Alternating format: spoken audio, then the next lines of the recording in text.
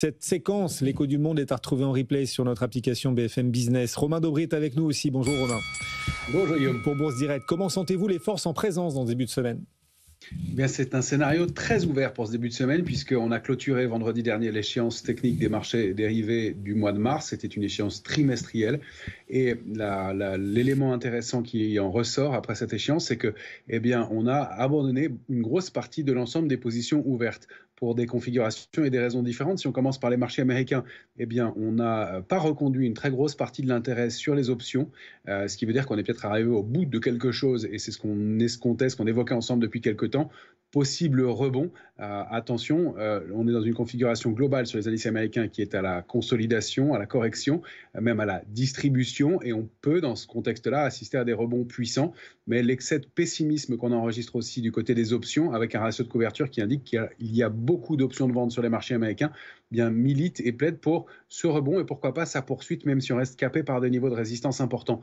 En Europe, même élément de baisse d'intérêt significative, mais on est peut-être arrivé au bout d'autre chose, c'est au bout d'un mouvement haussier cette fois-ci de court terme, puisque le début de l'année était fort, mais on n'arrive pas à trouver de momentum et de relais, en tout cas à court terme. Donc il va falloir reconstruire.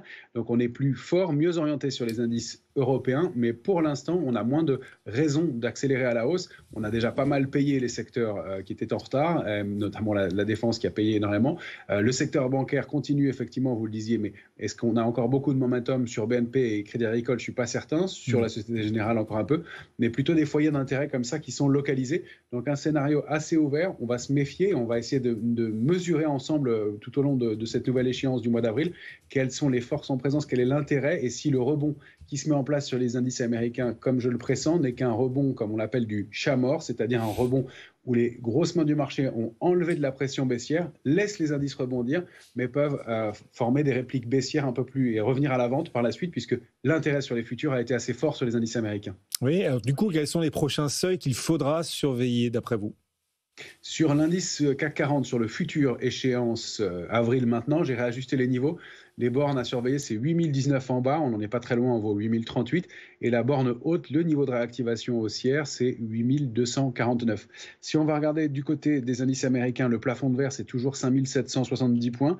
On s'en approche aujourd'hui, on n'y est pas encore, mais on a ouvert la semaine avec un gap haussier significatif et on a préservé 5648. Donc 5648 en bas, 5770 en haut sont les deux niveaux à préserver pour accélérer d'un côté ou de l'autre. On penche à court terme, encore une fois, pour une accélération haussière sur les indices américains. Et sur le Nasdaq, en revanche, on a débordé le plafond de verre de 19 890 avec un large gap hebdomadaire aussi.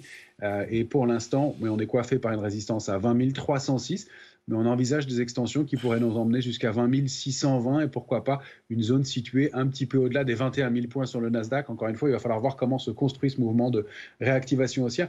Une petite précision sur Tesla. On a enregistré une activité sur les options vendredi dernier qui était très très supérieure à la moyenne. Ça explique aussi probablement le mouvement du jour. Oui, on explique aussi ça du côté de la presse américaine par des rachats des investisseurs de détail. Contrairement aux gros investisseurs financiers, là c'est plutôt le grand public qui veut buy the dip, qui veut racheter sur des cours un petit peu à la casse. Donc effectivement. Ouais, effectivement. Effectivement, il y a une valeur que vous suivez de près aussi dans ce marché un petit peu prudent là à Paris, c'est Infotel. Oui, une réactivation haussière qui a l'air de se matérialiser. Infotel, elle avait pas mal baissé, elle s'était stabilisée jusqu'au mois d'août dernier au-delà d'un support à 37,40. Elle évoluait depuis dans un range 37,40, 44,30.